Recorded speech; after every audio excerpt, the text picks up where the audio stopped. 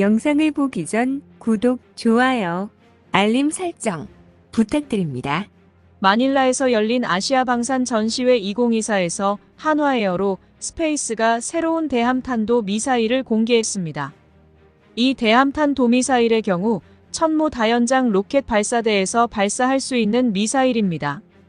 현재 이 대함탄도 미사일의 경우 개발이 완료되고 양산이 준비된 상태는 아니며 개발 초기 단계에 있다고 합니다. 하지만 한화에어로스페이스 관계자에 따르면 현재 개발이 큰 문제 없이 진행된다면 2027년에 실전 배치가 가능하다고 합니다. 이 방산 전시회는 필리핀에서 열렸는데 대함탄도 미사일의 경우 필리핀의 요구사항에 맞춰서 운용할 수 있도록 설계되었다고 합니다. 필리핀 육군의 해안 기반 대함 공격 능력에 대한 요구를 충족시킬 수 있다고 말했습니다. 필리핀의 경우 해안 경비대가 해안 방어 목적으로 대함탄도 미사일을 사용하기 원하는 상태입니다. 그리고 이를 발사하기 위해 전개하고 준비하는 시간이 매우 짧아서 사용하기 좋다는 의견도 제시했습니다. 한화에어로스페이스 관계자에 의하면 이번에 공개된 미사일의 경우 사거리가 160km 정도 된다고 합니다. 대한민국의 경우 국방과학연구소가 대함탄도 미사일과 인공위성을 결합한 조합으로 대한민국 해역을 지키는 전략을 구축할 것이라는 소식도 전해졌었습니다. 대함탄도 미사일의 경우 탄두의 폭발과 운동에너지로 적의 항공모함을 한 번에 격침하기 위해 만들어진 미사일입니다. 이는 이동하는 항공모함을 직접적으로 타격을 해야 하기 때문에 기술 난이도가 상당히 높다고 합니다. 하지만 이 파괴력을 가전 미사일이 항공모함의 타격을 성공시킨다면 그것은 상당한 전력 손실이 될 수 있습니다. 그래서 미국의 경우 중국 근해에서 가장 위협이 되는 무기가 대함탄도 미사일이라고 판단하여 중괄트급 군함을 만들었습니다. 하지만 이 탄도 미사일의 경우 기술적 난이도가 너무 높습니다.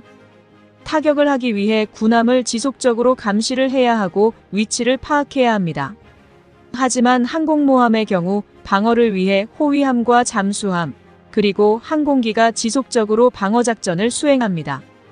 그래서 인공위성에 의존하여 대함탄도 미사일을 유도해야 해서 정확도에 대해 확신할 수 없습니다. 그리고 이 미사일을 방어할 수 있는 미사일이 대표적으로 SM-3가 있습니다.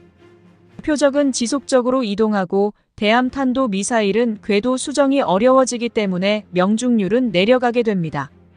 그래서 현재 대함탄도 미사일의 경우 명중을 완전히 노리는 무기가 아니라 근해에 접근하지 못하기 위해 견제하는 수단으로 사용할 것이라고 전문가들이 추측하고 있습니다. 이렇게 명중률이 낮은 미사일이더라도 있는 게 없는 것보다는 더욱 위협적이기 때문에 상대적으로 군사력이 약한 나라에서 도입할 가능성이 높습니다. 그래서 현재 북한이 이에 대해 지속적으로 개발을 하고 있는 상태입니다. 2017년 북한 열병식에서 스커드 계열의 새로운 미사일이 공개되었습니다. 탄두부에 조종 날개가 추가된 미사일이었는데 이것이 대함 탄도탄으로 개조되었을 것으로 보고 있습니다. 이는 사거리 100에서 200km로 추정하고 있습니다. 하지만 이 미사일을 단순하게 대한 탄도탄으로만 사용하는 것이 아니라 대한민국의 중요 시설에 대한 정밀 타격도 충분히 가능하다고 합니다. 이는 러시아와 북한의 교류로 러시아 위성 항법 시스템을 이용해 사용 가능하기 때문에 큰 위협이 될 수 있습니다.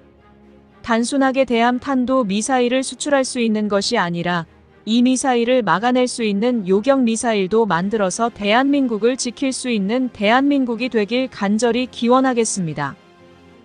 더 많은 이야기를 원하신다면 구독을, 이번 이야기가 좋았다면 좋아요를 눌러주세요. 감사합니다.